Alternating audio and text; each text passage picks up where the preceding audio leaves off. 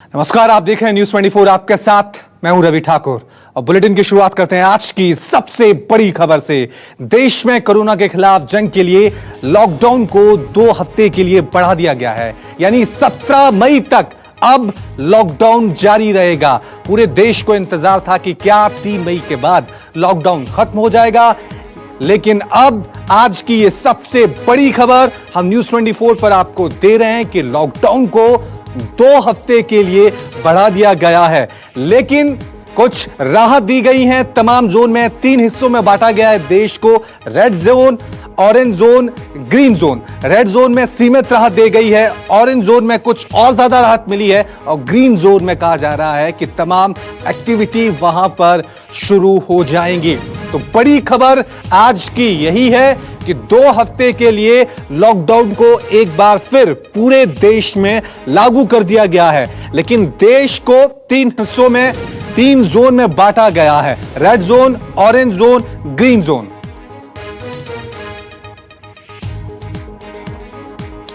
चलिए आपको बताते हैं कि कौन कौन से रेड जोन में क्या क्या हो सकता है। रेड, आपको बता दें कि पान की दुकानें भी यहां पर खुल सकेंगी। ये इस तरह की गाइडलाइंस गृह मंत्रालय की तरफ से जारी की गई हैं। साथ में शराब की दुकान खोलने को भी मंजूरी दे दी गई है। ग्रीन और ऑरेंज जोन में ये दुकानें खुल सकेंगी।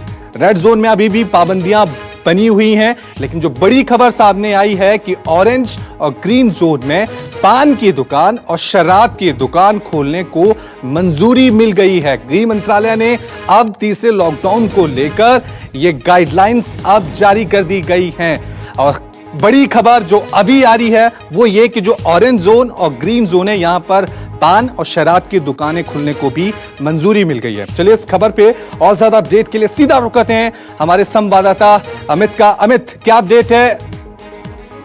बड़ी बात की 2 हफ्ते के लिए लॉकडाउन को बढ़ा दिया गया है, लेकिन रेड, ऑरेंज और ग्रीन जोन में बांटा गया है। रेड जोन को भी 2 पार्ट में बांटा गया। कंटेनमेंट जोन होगा, जो जहां पर कोरोना संक्रमित होंगे उनको तो कंटेनमेंट जोन में रखा गया है। जहां पर जो रेड जोन होगा उन कंटेनमेंट जोन में बहुत सारी एक्टिविटीज़ नहीं होगी, जैसे कि जो मॉल और सब तो बंद ही रहेगा। इसके अलावा cycle, rickshaw, auto rickshaw, buses वगैरह नहीं चलेंगे। लेकिन जो रेड जोन में कंटेनमेंट जोन के अलावा बहुत सारी एक्टिविटीज़ में छूट दी गई है, जैसे कि प्राइवेट गाड़ियां, प्राइवेट व्हीकल जैसे कार है वो आना जाना कर सकते हैं रिस्ट्रिक्शन के साथ, जिसमें कि एक ड्राइवर के साथ 2 लोगों को इजाज़त दी जाएगी। इसके अलावा जो 2 व्हीलर है, 2 व्हीलर भी को भी इजाज़त दी जाएगी रेड जोन में, जिसमें लेकिन सिर्फ ड्राइवर जो गाड़ी चलाने वाला का, उसके साथ कोई पीछे बैठने वाला नहीं होगा। इसके अलावा इंडस्ट्रियल इस्टेब्लिशमेंट जैसे हैं, जैसे special economic zone, export oriented unit, industrial state और इंडस्ट्रियल टाउनशिप। इसके अलावा भी जो इंडस्ट्रियल है, जैसे एसेंशियल सर्विसेज में फार्मास्यूटिकल्स हो गए, मेडिकल इक्विपमेंट वाली जो इंडस्ट्री है वो खोल दिए जाएंगे। तो इस तरह की चीज़ों को रेड जोन में भी राहत दी गई है। इसके अलावा कई ऐसे जो है, जैसे कि ग्रामीण इलाके, जो रेड जोन के ग्रामीण इलाके हैं, वहाँ पर जो सारे इंडस्ट्रीज हैं उसको भी खोला गया है, वो काम कर सकेंगे। एग्रीकल्चर एक्टिविटीज़ खोला गया। तो कुल मिलाकर अगर देखिए तो लॉकडाउन 3 जो है वो लॉकडाउन 2 से एकदम अलग होगा। जो रेड जोन है वहाँ पर भी बहुत सारी एक्टिविटीज़ होगी। सबसे बड़ी बात कि शराब की दुकानें जो हैं, जो अभी तक प्रोहिबिटेड थे, बंद थे, वो ग्रीन और जो ऑरेंज जोन है वहां पर खोले जाएंगे। हालांकि उसमें रिस्ट्रिक्शंस ये है कि 5 लोग एक साथ एक समय पर 5 लोग आ सकते हैं। 5 लोगों से ज्यादा पान की दुकान और शराब की दुकान दोनों ही खुलेंगे। दोनों ही जगहों पर 5 से ज्यादा लोग एक साथ खड़े नहीं हो सकते हैं। उनको मना किया गया है कि वहां पर भीड़ ना हो। तो इन सारी चीजों के साथ लॉकडाउन 3 में बहुत सारी राहतें हैं। ग्रीन जोन की अगर बात करें तो ग्रीन जोन में मैक्सिमम चीजों को खोल दिया गया है। यहां तक कि बसेज जो जिले हैं, क्योंकि जो जोन बांटा गया वो जिलों के आधार पर, तो ऐसे में वहां पर ये भी जो बसेज होंगे 50% कैपेसिटी के साथ बस भी चलेंगी और डिपोज भी चलेंगे। और अमित, ये कह सकते हैं कि जिस तरह का डर था, खौफ था लोगों में कि रेड जोन में हो सकता है ज्यादा पाबंदियां देखने को मिलेगी, लेकिन जिस तरह से आपने बताया कि बहुत सारी रियायत देखने को मिली है। खासकर ये कि आप रेड जोन में अपनी पर्सनल गाड़ी चला सकते हैं, लेकिन पीछे केवल एक ही व्यक्ति बैठ सकता है। आप वहां पर बाइक चला सकते हैं, यानी 2 व्हीलर वहां चल सकते हैं, लेकिन सिर्फ एक व्यक्ति के साथ, पीछे कोई व्यक्ति नहीं बैठ सकता।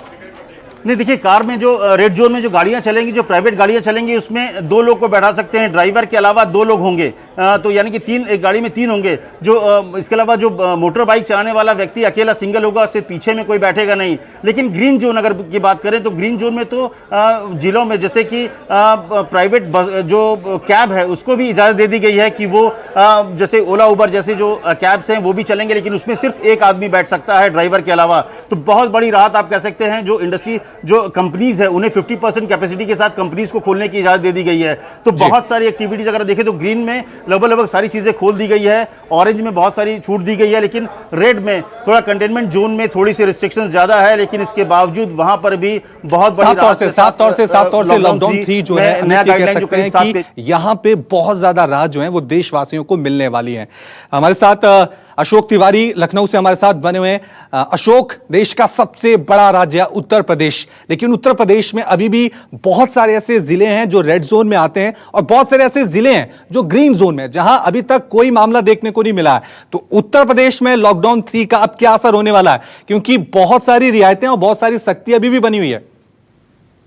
देखिए, निश्चित तौर पर उत्तर प्रदेश में अगर आप देखिए तो 19 जिले रेड जोन में रखे गए हैं। इसके अलावा 35 जिले ऑरेंज जोन में और ग्रीन जोन में 20 जिलों को निर्धारित किया गया है। लेकिन आप लगातार उत्तर प्रदेश में देखिए तो कुछ ऐसे जिले हैं जहां पर संक्रमण की बहुत ज्यादा खबरें सामने आई। चाहे आप आगरा की बात कर लीजिए, नोएडा का जिक्र कर लीजिए, या फिर राजधानी लखनऊ के कैंट इलाके का जिक्र कर लीजिए, जहां पर बहुत ज्यादा कोरोना संक्रमित मरीजों की संख्या सामने देखने को मिली है। लेकिन अब केंद्र सरकार की तरफ से जो राहत देने की बात कही जा रही है, चूंकि लॉकडाउन की अवधि बढ़ाई गई है, लेकिन अलग अलग जोन पर किस तरह से राहत देखने को मिलेगी, इसको लेकर जरूर उत्तर प्रदेश के जो लोग हैं उनको इंतजार था कि शायद जब लॉकडाउन की अवधि वो इस बात की भी उम्मीद कर रहे थे कि शायद अब लॉकडाउन की अवधि ज्यादा आगे बढ़ने को देखने को ना मिले। लेकिन अब चूंकि लॉकडाउन की अवधि बढ़ा दी गई है, लिहाजा सरकार की तरफ से आप देखिए कि शुरुआती दौर में ही जो बात अभी थोड़ी देर पहले कही जा रही थी कि कार में सिर्फ 2 व्यक्ति चलेंगे, एक चालक सीट पर होगा और एक पीछे जो पीछे की सीट होती है उस पर बैठेगा, इस बात के आदेश पहले से ही जारी किए गए थे। अगर आप 2 व्हीलर की बात कीजिए तो सिर्फ एक व्यक्ति उस पर बैठकर गाड़ी चलाएगा, इस बात के आदेश पहले से ही जारी कर दिए गए थे।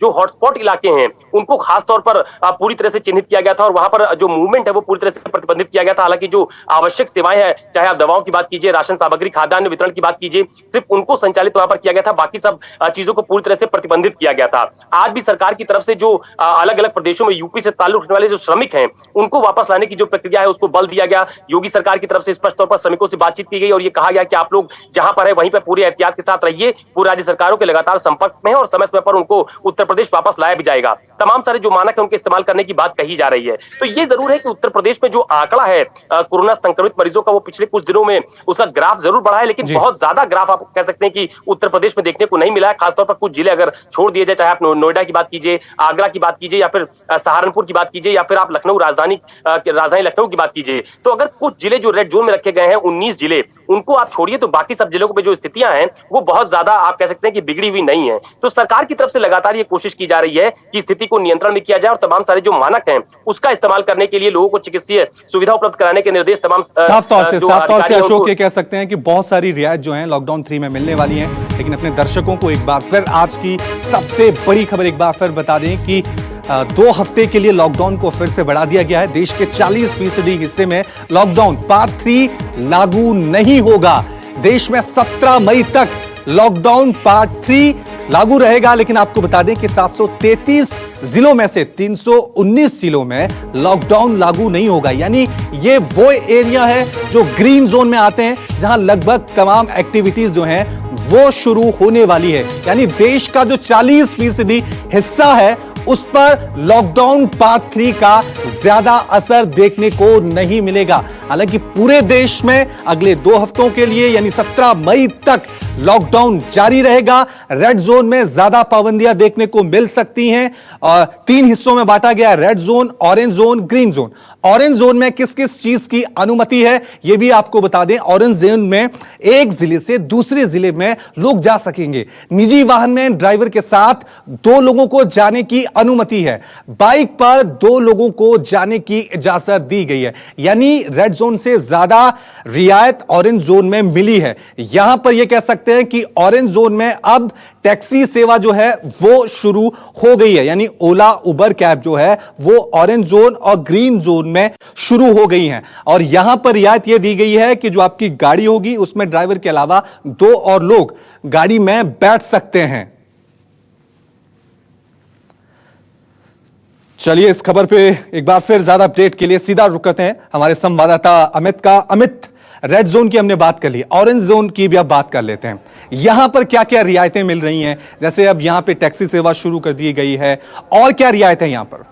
नहीं, देखिए, जो अभी रिलीज जारी हुआ है, जो गाइडलाइन जारी हुआ है, उसमें सीधे तौर पर जैसे रेड जोन में एक चीज़ था कि पिलियन राइडर मोटरसाइकिल पर नहीं होगा, सिर्फ जो ड्राइव करेगा वो होगा। लेकिन ये पिलियन राइडर्स को भी अलाउ किया गया है ऑरेंज जोन में, यानी ऑरेंज और ग्रीन जो दोनों जगह में बाइक्स पर भी दो लोग हो सकते हैं ड्राइवर के अलावा। सबसे बड़ी बात कि कैब्स, जो प्राइवेट कैब्स हैं, जो टैक्सीज़ हैं, उसकी शुरुआत हो जाएगी ऑरेंज जोन में। चाहे ओला हो, उबर हो, इस तरह की जो सर्विसेज हैं वो शुरू हो जाएगी। जो तमाम जैसे प्राइवेट और कमर्शियल एक्टिविटीज एस्टेब्लिशमेंट था, उसे तो रेड जोन में ही शुरू कर दिया गया था, तो वो यहाँ भी कंटिन्यू रहेगा। तो रेड जोन की जो रियायतें दी गई थी वो ऑरेंज में तो रहेगा ही रहेगा। उसके अलावा कैब सर्विसेज एक नई होगी जो कि ऑरेंज जोन में होगा। इसके अलावा पेलियन राइडर जो राइडिंग होगा वो एक एक्स्ट्रा होगा।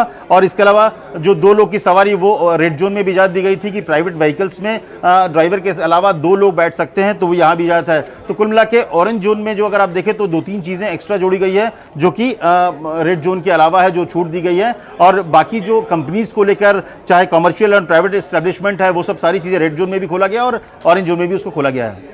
साफ तौर से ये कह सकते हैं कि ऑरेंज जोन में है, रेड जोन के मुकाबले ज्यादा छूट मिली हुई है। हमारे साथ अब राजस्थान से हमारे संवाददाता केजे श्रीवत्सन भी बने हुए हैं। श्रीवत्सन, राजस्थान के नजरिए से देखें लॉकडाउन पार्ट 3 को, हालांकि शुरुआत में राजस्थान में बहुत ज्यादा मामले देखने को मिले थे, लेकिन उसके बाद सरकार ने रोकथाम लगाई थी। लेकिन अब कौन कौन से ऐसे तमाम एरिया हैं जहां पे रेड जोन राजस्थान में देखने को मिलेंगे और ज्यादा पाबंदियां देखने को मिलेगी, और ग्रीन जोन वाला एरिया है, क्योंकि अब तमाम एक्टिविटी इन एरिया में शुरू होने वाली है?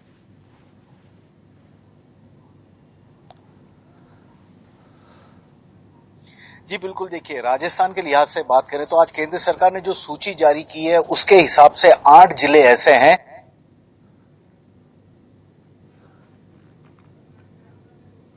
तो चलिए श्रीवत्सन से हम दोबारा संपर्क साधने की कोशिश करेंगे। लगातार आज की बड़ी खबर हम आपको दे रहे हैं कि देश में लॉकडाउन को 2 हफ्ते के लिए एक बार फिर बढ़ा दिया गया है।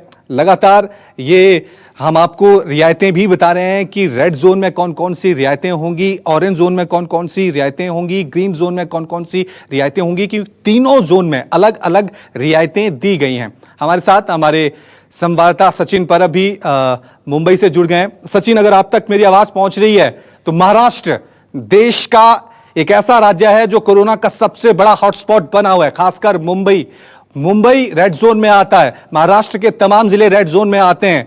तो ये कह सकते हैं कि लॉकडाउन पार्ट 3 में महाराष्ट्र में अभी भी सख्ती पाबंदियां जारी रहेंगी ज्यादातर इलाकों में।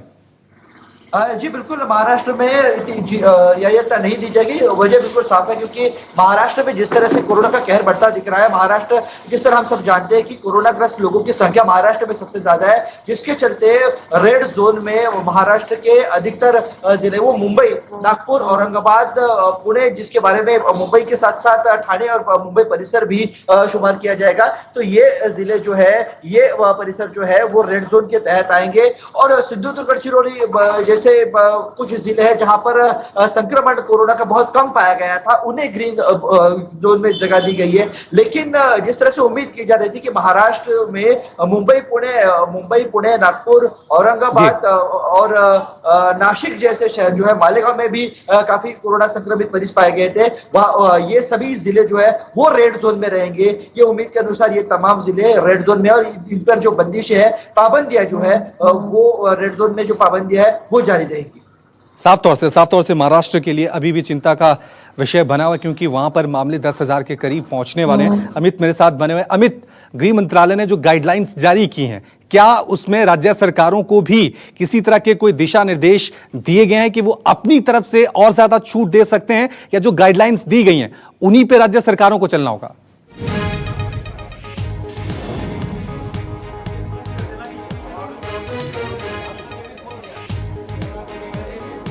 अमित, क्या आप तक मेरी आवाज पहुंच रही है? ये आप सवाल दोहराएंगे? अमित, मेरा सवाल यही था, जो गृह मंत्रालय की तरफ से गाइडलाइंस जारी की गई हैं, क्या उसमें राज्य सरकारों के लिए भी किसी तरह की छूट दी गई है कि वो अपनी तरफ से भी किसी तरह से और ज्यादा छूट दे सकते हैं, और ज्यादा रियायतें दे सकते हैं, या फिर जो गृह मंत्रालय की गाइडलाइंस हैं उसके मुताबिक ही राज्यों को चलना होगा? देखिए, ये जो गाइडलाइंस है, अगर आपको याद हो पहली बार जब गाइडलाइंस आया तो उसमें भी ये चीज़ें कही थी कि जो गाइडलाइंस में जो बातें लिखी गई है, जो चीज़ों पर पाबंदी है, उसको फॉलो करना पड़ेगा। जो इसमें चीज़ें हैं उसमें से कोई चीज़ें को वो हटा नहीं सकते हैं। हाँ, इसमें कोई चीज़ों को बढ़ाना चाहते हैं, अगर कोई रियायत देना चाहती है राज्य सरकार को, लगता है कुछ ऐसी चीज़ें हैं जो उनके राज्य में स्थिति बेहतर है और वो कुछ और रियायतें देना चाहती है, तो ये राज्य सरकार को तय करना है। लेकिन जो गाइडलाइंस है, जिन जिन बातों को इसमें लिखा गया है उनको फॉलो करना पड़ेगा। उनमें से किसी भी लाइन को या किसी सेक्टर को आप हटा नहीं सकते हैं। उसमें बढ़ाने की आज़ादी राज्य सरकारों को दी गई है कि राज्य सरकार अपनी सुविधा के अनुसार, अपनी ज़रूरतों के अनुसार, अगर इस गाइडलाइंस के अलावा अपने राज्यों में, अपने जोन्स में कुछ चीज़ों को ज़्यादा रियायत देना चाहते हैं या कुछ चीज़ों को जोड़ना चाहते हैं लोगों की सुविधा के लिए, तो वो जोड़ सकते हैं। इसमें कोई दिक्कत गृह मंत्रालय को नहीं होगी। लेकिन हाँ, गाइडलाइंस की जो चीज़ें हैं या कोई लाइन को वो हटा नहीं सकती, या कोई जो SOPs दिया गया है उसको आप कम नहीं कर सकती राज्य सरकारें। साफ तौर से अमित, गाइडलाइंस को लागू जो किया गया है गृह मंत्रालय की तरफ से, उनको तमाम राज्य सरकारों को लागू करना ही होगा और उनका आदेश का पालन करना ही होगा। अब बात करते हैं कि ग्रीन जोन में क्या क्या रियायतें दी गई हैं। ग्रीन ऑरेंज जोन में शराब की दुकानें, पान की दुकानें जो हैं वो खुली रहेंगी, साथ में रेल विमान सेवाएं बंद रहेंगी, स्कूल, कॉलेज, मॉल और सिनेमा हॉल भी यहां पर बंद रहेंगे। बस सेवा यहां पर शुरू हो जाएगी, लेकिन 50% सवारियों के साथ। ये कह सकते हैं कि ये यहां पर इन दो जोन के अलावा ज्यादा रियायत ग्रीन जोन में दी गई। तमाम एक्टिविटी शुरू होंगी, लेकिन जो बस सेवा है वो 50% सवारियों के साथ यहां पर शुरू हो जाएंगी। चलिए एक बार फिर रुक करते हैं राजस्थान का, जहां हमारे संवाददाता KJ श्रीवत्सन बने हुए हैं। श्रीवत्सन, ग्रीन जोन की हम बात कर रहे हैं। राजस्थान के ऐसे बहुत सारे जिले हैं जो ग्रीन जोन में हैं, और जो खास बात अब ग्रीन जोन में खास रियायत जो दी गई है वो ये कि बस सेवा ग्रीन जोन में शुरू हो रही है, लेकिन ये शर्त रखी गई है कि बस में केवल 50% सवारियां ही बैठ सकती हैं। तो ये एक तरह से एक ग्रीन जोन से दूसरे ग्रीन जोन इलाके में जाने के लिए जो लोग फंसे हुए हैं इंटर डिस्ट्रिक्ट इलाकों में, उनके लिए राहत की बात है।